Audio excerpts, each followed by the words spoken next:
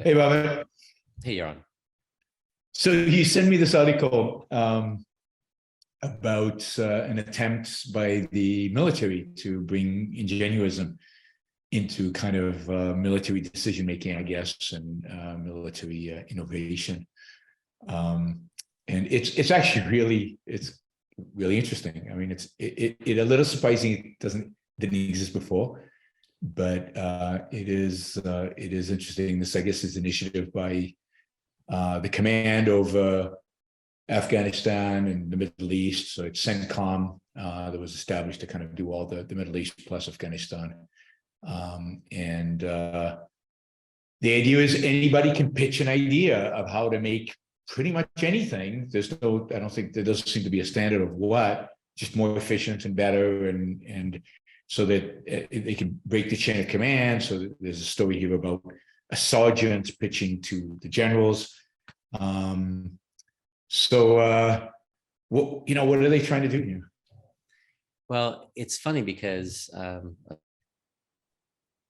Ingenuism, even though it's about Shark Tank, is on creating an environment where any idea can be pitched to a group who are in a position to very quickly evaluate it and pull out the ones that would really make a difference, that have the potential to really make a difference. And that's what Shark Tank is, right? You get a few minutes and you pitch your idea, and you've got smart, experienced people who try and poke holes in it. And then if they feel like there's a lot of upside and they can't poke any holes in it, then they give you, $100,000 or $1 million or, whatever it takes to work out a deal where this can then see the light of day. And if you think about the world, when you have a constraint, and in the military, it's the chain of command. Yep. It's very bureaucratized. You need to have a lot of discipline. You need to have people stick with their roles. You can't have a bunch of people saying, "Oh well, we'll move fast to break things."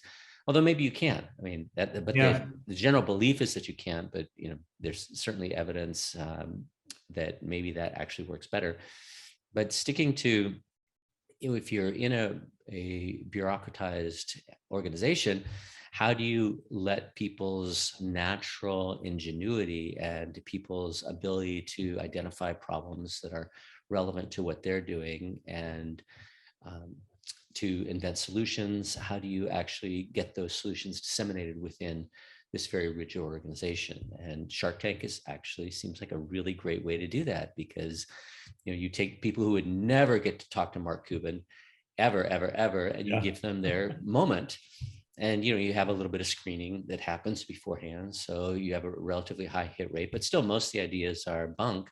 But the few that aren't, they actually end up growing and making a real difference, whereas before they would have just been stuck with this single individual. Yeah, somebody who's tried to talk to Mark Cuban, I can attest to the fact that it's very, very, very difficult. The only emails I ever got from Mark Cuban are one-word emails basically saying no. Well, that's pretty good that you get a response. I got a response. 1%. I give him credit for actually responding to me. So yes, I mean, partially it's the chain of command, partially it's the fact that all the capital is centralized, right? So we know that innovation requires capital investment. Silicon Valley has a process around, in a sense, a variety of different Shark Tanks, kind of Shark Tanks, right? You go to Sandhill Road and you pitch to different groups of little Shark Tank, and kind of they make the decision about whether to invest or not. But within a bureaucratic organization like the Army, there's really no capital. All the capital flows from the top down. It's very centralized. It's very planned in that sense. The generals get to make the decision how to allocate capital. And also all the ideas come from the top down, and it's very rigid because, again, the assumption is that that's the way it's supposed to be. I have to admit that my experience I spent 3 years in the Army, and my experience is probably not the best way to run any organization, but including the military. They're probably more optimal. But so this is a way to break that. So they basically established the Shark Tank. Anybody could submit these ideas to a committee at CENTCOM, and they fly them in. And I think they said they had several hundred proposals, and they trimmed it down to the few that they flew in and made the pitch. And yeah, just like with a venture capitalist, they make the pitch and then they decide who to fund and who not to fund. Or but it's interesting because the article makes the case of not only in terms of the winner, but also the losers don't necessarily lose because they've elevated certain issues and problems that the senior people wouldn't even know existed. I'm going to take a little bit of umbrage with it, just like Silicon Valley, because Shark Tank is distinct from Silicon Valley because they're only the four sharks, and the four sharks are competitive. They're collaborative, but they're competitive, and so it's sort of like if you had four VC firms. Whereas in Silicon Valley, there are more like 400 VC firms that are all able to specialize, compete, and collaborate.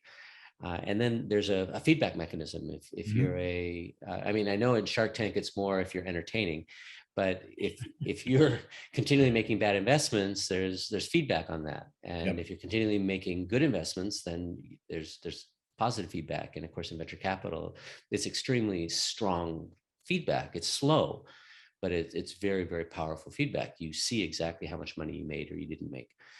And in the military's version of the Shark Tank, I don't see any competition. It's not like you have the Army, the Navy, the Air Force, and the Marines all vying to get the best projects, and then getting feedback on how well the process is actually working. So let me stop and say I think it's really great that they're doing it, and I think it's a huge step because the benefit of tapping into a million soldiers' ingenuity is going to be enormous. And this is really just the first baby step. Now, it's the most important step because it's creating the connection between the decision makers, the capital allocators. When it's getting people thinking, it's incentivizing people to actually think in an innovative way, where before, because of the chain of command, they might have been suppressed. They might have thought, what's the point? Right? Why would I even think outside the box? Why would I come up with ideas?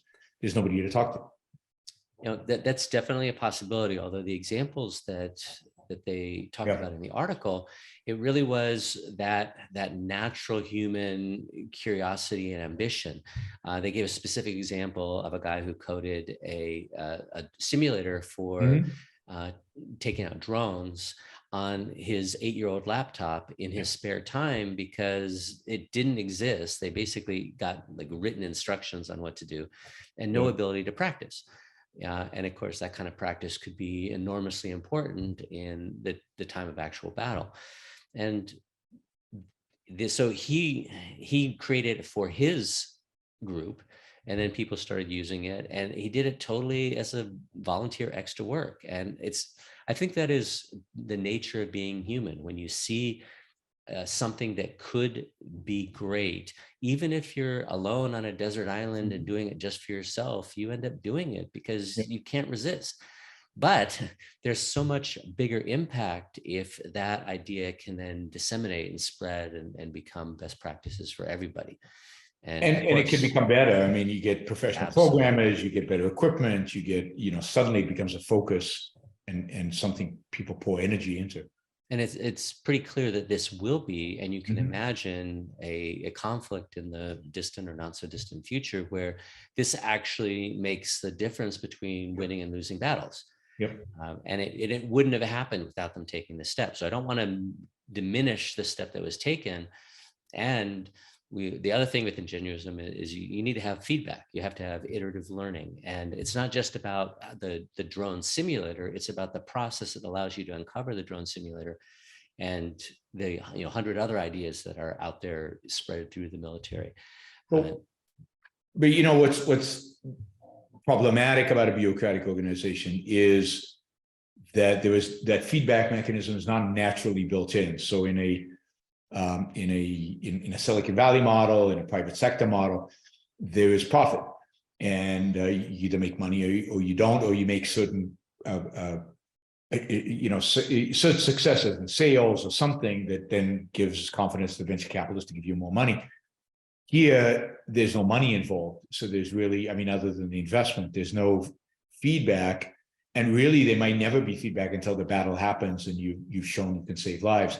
So that's where you have to be creative, and it'd be interesting to see if they have found ways to create mechanisms to provide feedback that are non-monetary, that are non-related to revenue, sales, profits, things like that. Yeah, I think that we just don't know enough. You know more than I do, but about how you create that kind of environment inside of an entity like the armed forces. Yep. It should be possible, and there's definitely things to be levered. People are in the military for reasons that go beyond money. They're not incredibly well paid. And whether it's pride, patriotism, experience, those are the kind of things you can lever. You could imagine having every, division having it, it be competitive and publish the number of ideas that got out and how many of them got funded, and, make it something where you lever people's competitive instincts using a currency other than money. Or maybe we could actually figure out how to do it with money, but you could do it with an extra 3 weeks leave. Credits or something. There has to be something, or even a certification that it says, look, this is someone who really made a difference in the armed forces. And only one. Yeah, what's interesting is how these people are incentivized to think about these ideas, and it just shows, the kind of incentive structures that we all have, and not just monetary incentives. But all these people are thinking about these ideas. There's no profit motive embedded in them. The sergeant who won the prize is not going to get any money for it. He's going to get maybe a few days off, but he's not going to become rich. It's not, again, the Silicon Valley model, in the sense that the founder then has the prospect of making a fortune. He's doing it because it makes sense professionally. The innovation is just the right thing to do from the perspective of doing his job. And we see that also. I mean, this reminds you of like the 3M model, the old 3M model. Big corporations who created models internally that provide incentives to engineers and who are now going to become rich. The guy who created the what do you call it, the sticky notes at 3M, the Post-its. It didn't become rich because of Post-its. I'm sure you got a bonus and but it wasn't. But it wasn't. So maybe the military can learn from those large corporations that have embedded into their own bureaucracies an innovative structure and a way to get feedback and a way to get, to reward people for the innovations that are successful. And, I'm sure it'd make a general's head spin around, but, thinking about the idea of giving, not necessarily all of military personnel, but a particular group, and I don't know how you find that group, but one day a week to work on ideas to make their division, their battalion, their group more effective. Because the example, the primary example was this drone simulator training program, and it was like 100 hours of his spare time went into making it, and then they flew him out, and they were like, oh my God, I can't believe this doesn't exist. We have to get this out to everybody. And now it's going to go somewhere. It's probably going to become much more expensive, but better. And then they gave him, I don't know, I think it was 4 days leave, like as a little bonus. And, someone asked him, what are you going to do with your 4 days of leave? And he's like, well, my guys have covered me so much for, when I was working on this, when flying out here and stuff, I'll probably just give them the time off and just work it myself.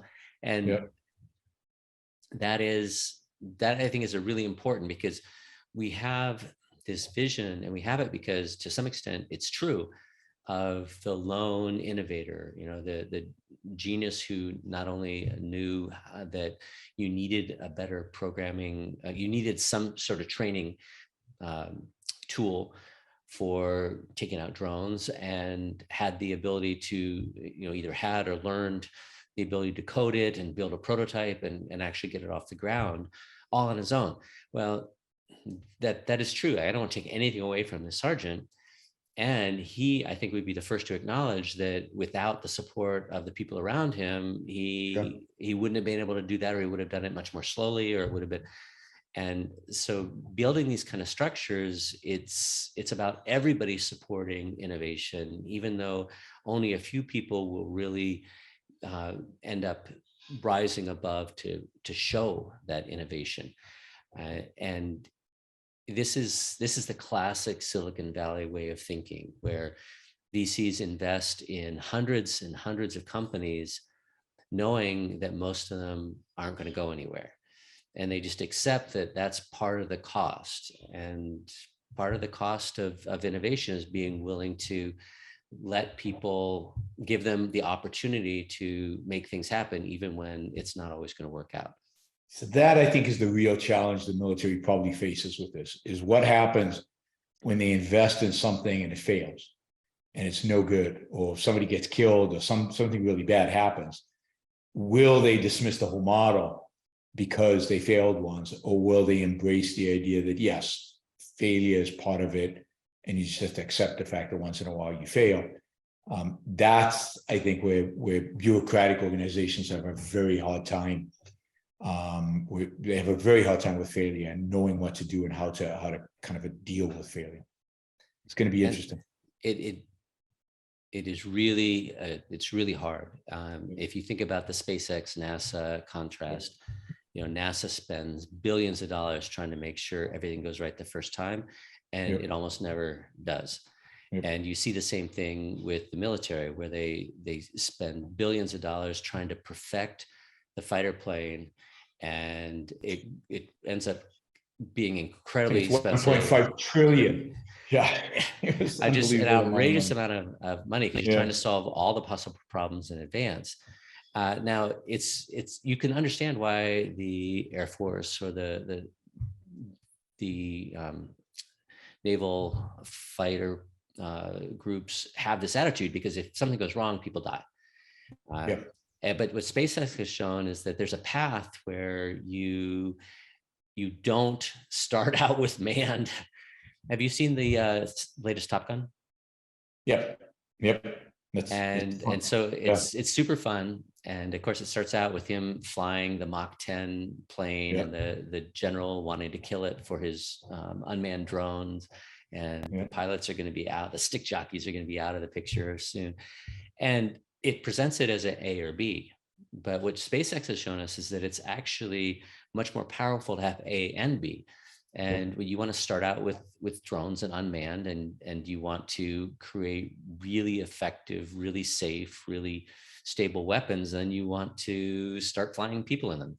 And that's exactly what SpaceX is planning on doing. And it would be a great model for the military to, given that we can have much smaller, quicker prototype type of equipment now, to build that up in the opposite direction. But it would take an entire shift in focus from perfecting something and having it be great when it hits the ground, to having something that's decent but becomes unbelievably great over time.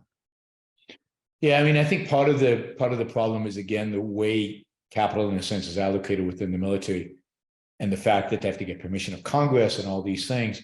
So when they finally, let's say once every 20 years, they get to do a new plane, they have to cram it with all the technology that's available to them, because they don't know when the next time is going to be. And again, one has to rethink the whole model of how to fund these things. There's another example. It just went into service, the latest aircraft carrier. And this is an aircraft carrier that's been in development forever. And it's almost been done for a long time, but they have every gizmo, every technology, every little thing, everything's automatically loading, everything's automatic. And they crammed every piece of technology anybody could imagine into the one thing, because they said, when are we going to ever build an aircraft carrier again? So this has to have everything. And of course, that delayed it by probably a decade because of all the glitches and the problems, instead of rolling them out slowly. But again, you'd have to change the whole procurement model in the military to make that possible, and bring, again, ingenuism into play in a way that they're not used to, because it's so political. And that would have been so cool if they had built a mini version of that with a skeletal Yeah. staff that was fully automated, that only launched drones Yeah. when they were first learning about how we're going to build, with, because I shudder to think of all these things being done for the first time, where they're all critical in some way Yeah. Yeah. to the functioning, and so you get an extremely fragile system. And that doesn't mean it can't become robust, but it usually takes a lot of iterations. And you could imagine, a 40-foot version of this 400-yard boat Where that everything's tested. Yeah. was potentially even unmanned, and where you're sending up drones, and they're automatically refueled, and they're automatically rearmed, and they're automatic, like everything is all the latest technology. Just when it doesn't work, you're like, oh well, at least it's like when a starship crashes. It was too bad, but we learned so much. It was sure as hell worth it. Yeah, and then probably other I mean, you could probably have, have a budget for 5 of these, with the idea that the first one has X technology and you learn from that, and then the second one has X+1, and then you go backwards and you upgrade, you built it so that it can be upgraded in the future. So there's a lot of different ways you could do it, but they all require, I think a little outside of the box, and maybe, again, changing the way things are done today, which is very, you get one shot at this, right? You get one shot at getting that budget, and then it's gone, and you have to make it as sexy as possible. But the whole way of thinking in the military is different. You have a much more romanticized view of why people stay in the military than the reality of my commanding officers. And this was the Israeli military, where I think they're more motivated. But my feeling was always that, and I don't want to insult anybody in the military, my feeling was always that my commanding officers were people who, this was comfortable and knowable and easy for them, and the outside world was scary. And there was just a certain comfort there was a certain route that you took in the military as an officer, and it was comfortable, it was easy. And they avoided, kind of, the outside world was too dynamic and too scary. But I was young, so maybe I'm projecting onto them things that are not exactly true. We'll see. I'm not sure. I have no idea, but yeah. I do know, I do have a lot of experience with academia, and academia is the same way. I mean, yeah. you make it, it's screened to get in, but then at some point it becomes very easy, very comfortable, and that sorts for a particular type of person. And I think for most academics, I mean, probably for most people, if you get used to having, very little feedback and no feedback that is actually forces you to make any adjustments, yeah. You get used to that. And the idea of having feedback and, potentially having to prove your value, or that's scary. That's scary. Yes, and just like academia, because it's insular, becomes very political, in terms of within departments and within schools. The same happens in the military. So it becomes very cliquey and very political and very manipulative. And the difference is that when that happens in the military, people die because of errors that are easily avoidable. And with that, I want to again acknowledge that, if we're starting with Shark Tank and we're not ending with Shark Tank, then maybe all of the stuff we've talked about just hypothetically today we'll actually see in our lifetimes, and it would make a huge difference both in the experience of people being in the military, which would sort for a different type of person, but also the efficacy of the military. And what did he say in Iron Man? He said, some people think the best weapon is the one you never have to fire, but I think it's the best weapon is the one you only have to fire once. So either way, I'd rather be the one with the big stick. No question. All right. Thanks, Robert. Thanks, Yaron. Good Bye. to see you.